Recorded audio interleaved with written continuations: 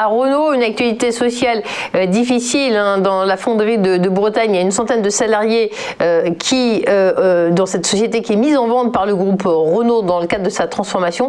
Ils bloquent actuellement l'usine de Codan pour demander leur maintien au sein du groupe. Ils ont empêché la direction de sortir. Donc cette mise en œuvre du plan Renaulution, certainement pas facile et dramatique pour certains en Bretagne. Maintenant, si on regarde simplement ce qui se passe au niveau financier, eh bien, ce plan de relance Renaulution, il est mis en œuvre grâce à la publication d'un chiffre d'affaires qui est ressorti à 10 milliards d'euros en baisse de 1,1%, mais à taux de change comparable, il aurait été en hausse de 4,4%. Donc, de ce côté-ci, des indicateurs positifs hein, pour Renault, n'est-ce pas ?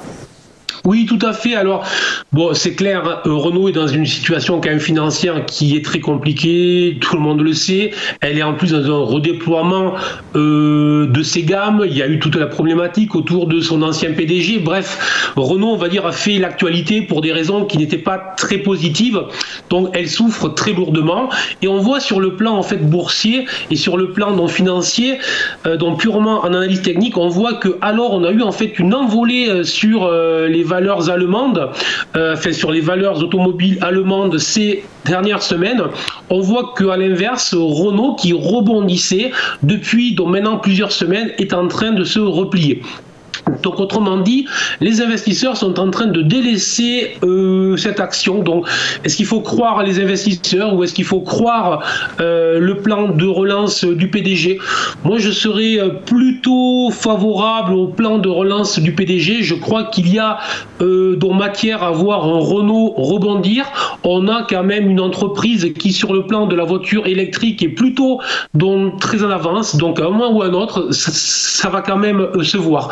Donc l'objectif, nous, donc en tant que trader, donc investisseurs, c'est de rechercher des points pour rentrer sur ce titre. Et là, en fait, on a un point, c'est-à-dire que la valeur est venue rechercher la zone des 34-35 euros qui correspond à des supports, à des anciennes résistances.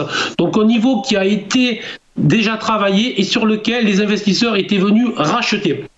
Donc, je ne dis pas que l'on va rebondir fortement sur les niveaux actuels, mais je dis que c'est un niveau sur lequel on peut commencer pour les investisseurs de long terme à ouvrir éventuellement des premières positions sur le titre. Moi, c'est ce que je vais faire. Voilà.